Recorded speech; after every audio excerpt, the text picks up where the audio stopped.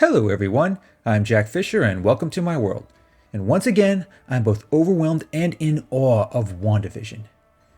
At this point, I think it's safe to say that this show has continued Marvel Studios' unprecedented winning streak. It may not have been a full-scale movie trilogy, but it still had everything we've come to expect from the Marvel Cinematic Universe.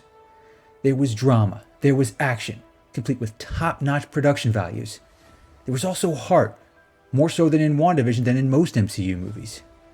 But most importantly, there was a solid, satisfying story at the core. One that brought out the best in these iconic characters.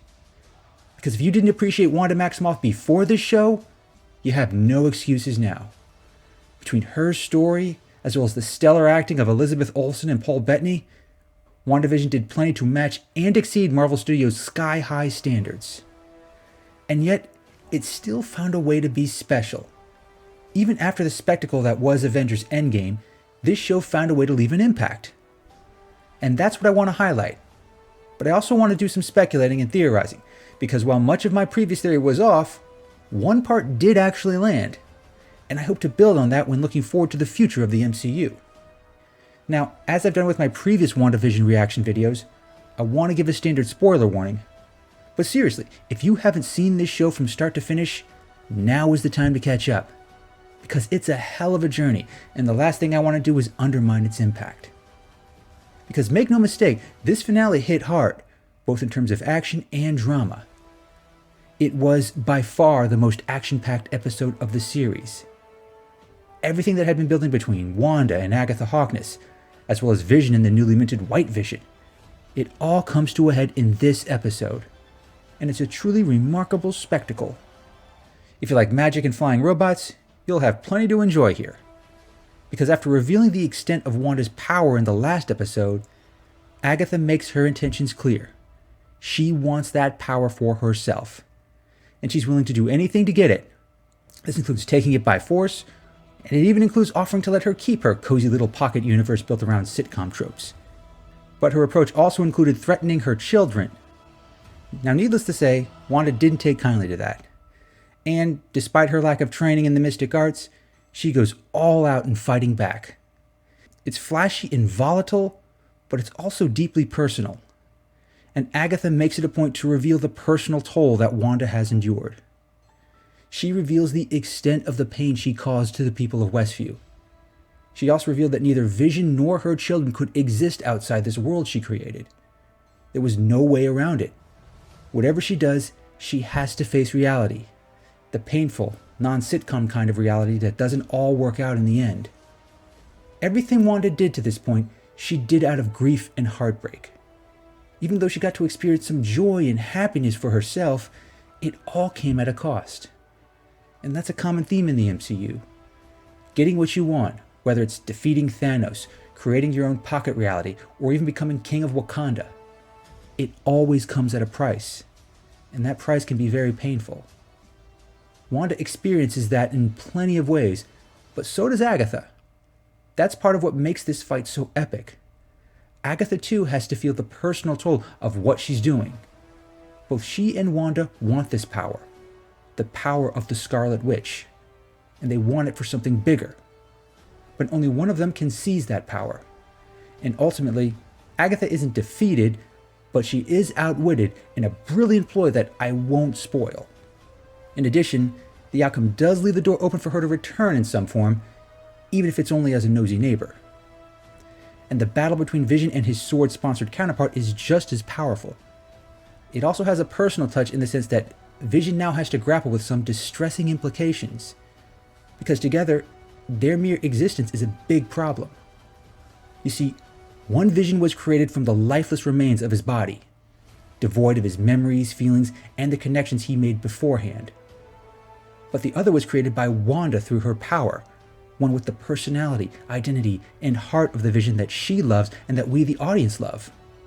But this Vision has no real tangible body. He's just a manifestation that Wanda created. That is a problem, to say the least. Both Visions try to solve it physically, which makes for some epic battles that would be right at home in any MCU movie. But eventually, they have to solve it in another way.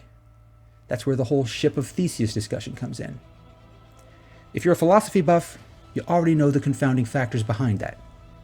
You start with an original object, like a ship, but over time you have to replace and repair it just to keep it intact. But at what point in that process do you replace and repair so much that there's just little of the original left? It's a frustrating notion and one with no clear answer, but it's one that Vision manages to confront with his counterpart. Ultimately, he convinces the other Vision to abandon S.W.O.R.D. This allows him to reunite with Wanda and his family for one last confrontation, as well as a very emotional send-off. Because eventually, they all have to accept the hard truth. They can't keep this fake world going. Wanda has to let it go, and that means Vision and her kids will basically cease to be. That still won't get her much sympathy from the residents of Westview, who she did manipulate into creating this world.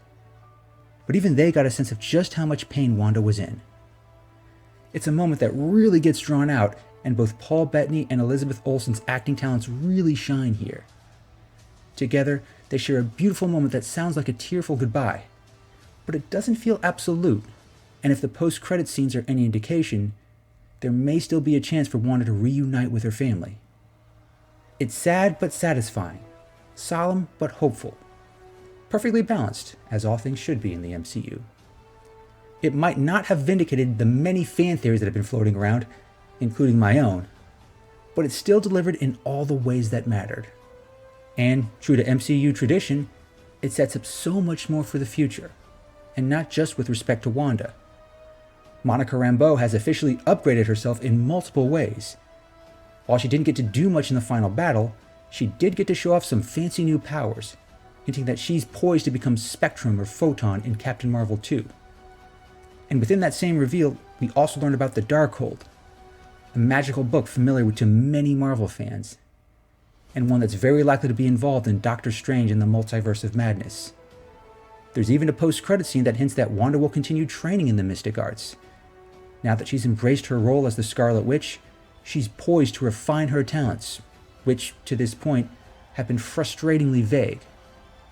And if the cries she hears in another post-credit scene are any indication, she has every incentive to learn as much as she can. That said, not every reveal was quite as satisfying.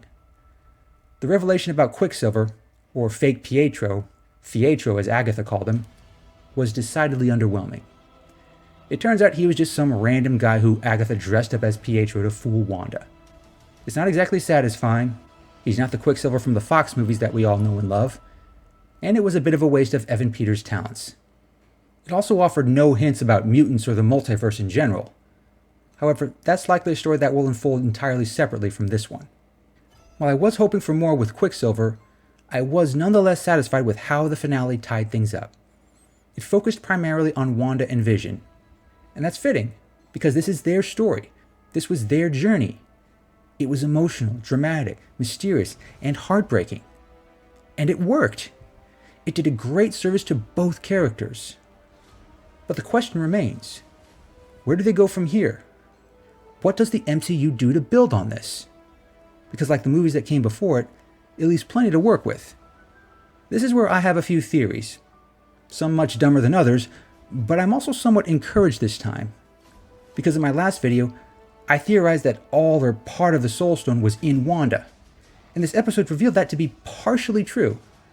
We find out that was how she brought Vision back to life in Westview, and given my track record, partially true still counts as a win. And having gotten that right, it sets a promising precedent for the future. Because if Wanda can contain a sliver of an Infinity Stone, why can't someone else? I think that's what will lead her to Doctor Strange, who once possessed the Time Stone. It's clear that Wanda still wants to save her kids, and Doctor Strange may also be looking to recreate the power of the Time Stone.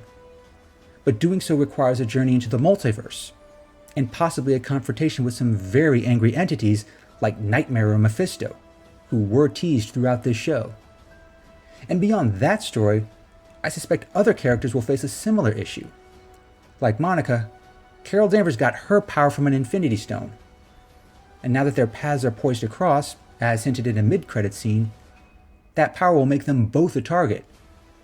And I suspect someone aligned with the Kree or the Skrulls will be looking to recreate or rechannel that power. It would be consistent with the ongoing theme in the MCU.